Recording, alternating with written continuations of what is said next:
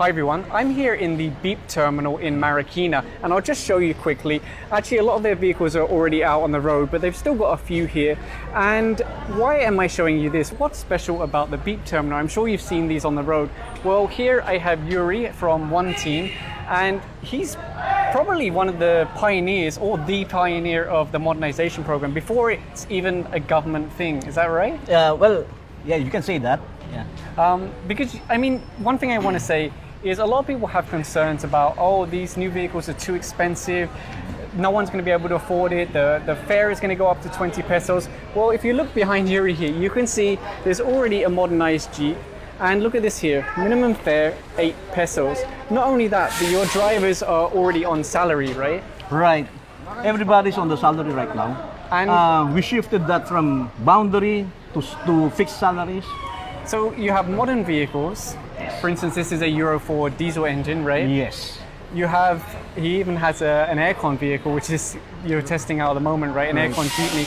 So you have these modernized vehicles. You have drivers who are earning a daily salary instead of relying on how many passengers they carry. Well, right now the average passenger is around 600 to 700 passengers per day per unit. Okay. My drivers last month they earned around 23,000 to 25,000 for the month of September. So that's already comparable with sort of a mid-range call center job, yeah, right? Right. So and they're earning.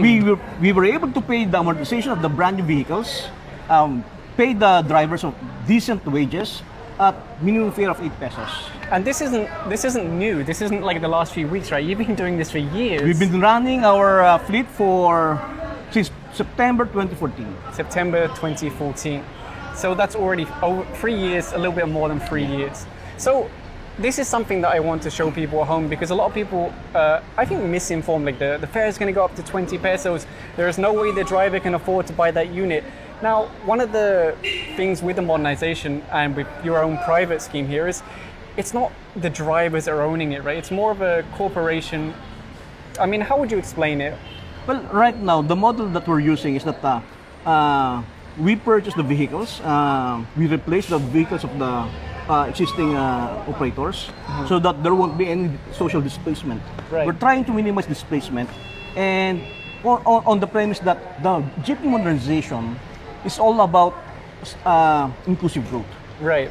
It's all about making the drivers and the operators, giving them a more stable job, right? A better living for themselves. Because with you, they're guaranteed a monthly salary, yes, right? Yes. So it's more security for them. They can be sure, you know, I've got a future here. It's you know, it's something that I can be proud of, and something where I can really, you know, I can pull myself out. Yeah. Well, yes. Again, modernization is not about changing vehicles. It's about changing the business model, right? Changing mindsets from the drivers to the passengers and even to the government regulators. We have to change everything, and the only meaningful change is something like the jeepney modernization program. It will take some time, right? And it will take a lot of effort from everyone, including you guys. Yeah. And that's the main ingredient for any success. We all have to help each other out. Yeah. One of the things we discussed earlier is how how can I put it? Having control over the routes, because right now it's a free-for-all, right? Everyone's out there competing against each other, which means it's so inefficient, because you see so many Jeeps going around with just one passenger or two passengers.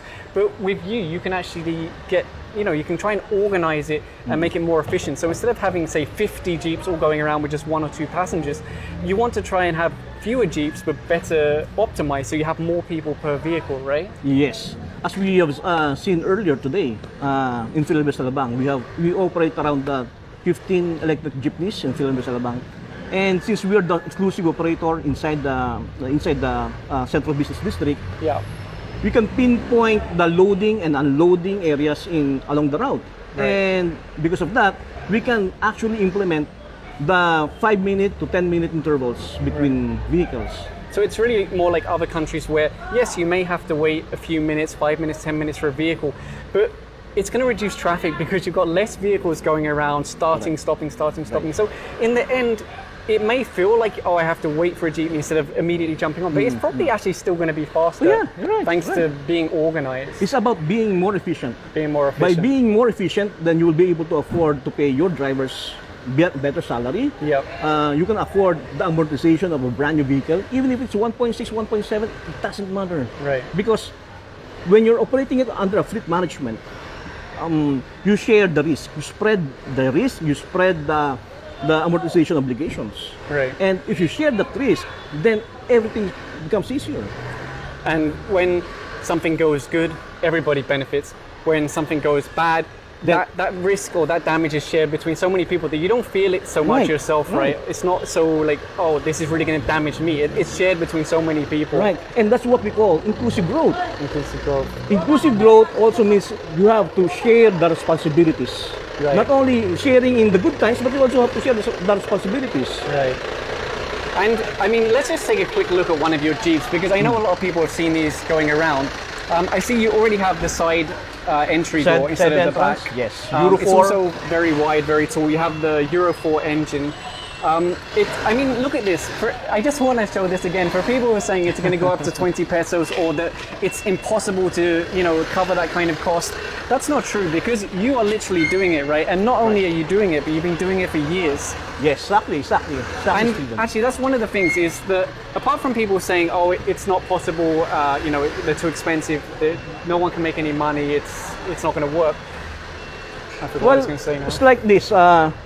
When we first operated the old jeepneys, using all the jeepneys, our gross income was around 3,000 to 4,000 per jeepney per day, and using the old jeepney. Okay. And coming from that perspective, the operator will of course see that the 1.6 million of the brand new vehicles, I mean, is too steep. The price is too steep. Right. So, but when we shifted to brand new vehicles, immediately our income jumped from 4,000 per day to around 6,000 to 7,000 per day. And why is that? How did that because happen? It's brand new.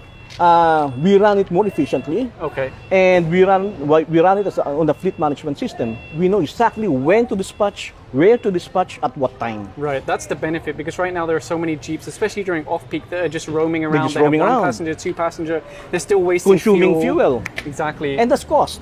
Right. And if you can minimize that cost, then your income will of course jump. Right. And of course, because it's a Euro 4 engine, you're spending less on diesel in the first place. Right. Now, one of the things that I get in my inbox every day are people who say, I've got a jeepney, or my friend, my dad, someone's got a jeepney, and I don't know what to do with this modernization program. How do I get involved? Do you have any kind of answer for that? Well, right now, all the existing operators who have a franchise have to join a cooperative. And the government have lending program, a good program for the cooperatives. Right. And the reason why is because we don't want to leave anyone out. Okay. And this is what the entire program is all about: inclusive growth, reducing poverty, and making sure that everyone will share in the benefit of the modernization program, from drivers to operators. Now, my understanding is that anyone who doesn't fit in with the new program, Tesla are ready to actually give them training, even in other areas. For instance, they could become welders, or there's different opportunities. So even those who don't quite fit into the modernization program, they're not going to be left behind or kicked out or kicked down. They're going to be retrained, and they're going to be helped to make sure they can still have a livelihood. Example in this case, when we came to this route, what we did was to retrain all the drivers and making sure that the drivers are well trained, properly managed. The operators are also with us. There's no social displacement at all. Right. That's part of what we do as an advocacy. This is part advocacy, and of course as a business as well. Yeah, I mean, that's the thing. I love the fact that you're really thinking of everyone. Like, it's not just, oh, I want to make money, or you're really thinking of everyone. But at the same time, it's a business and you are making money. And I think that in itself proves that it can be done. It's doable. It really, I mean, I know I keep repeating myself, but it's such a big concern for a lot of people that it can't be done. But you really have proven that it can be done, and it is being done. Yes. And I think that's important, because people, it doesn't matter how many times you tell them, they want to see it with their own eyes. They want to see like, oh, where's the jeepney? I want to see it on the road. Where's the driver? I want to see that the driver's earning a wage, you know, a good salary.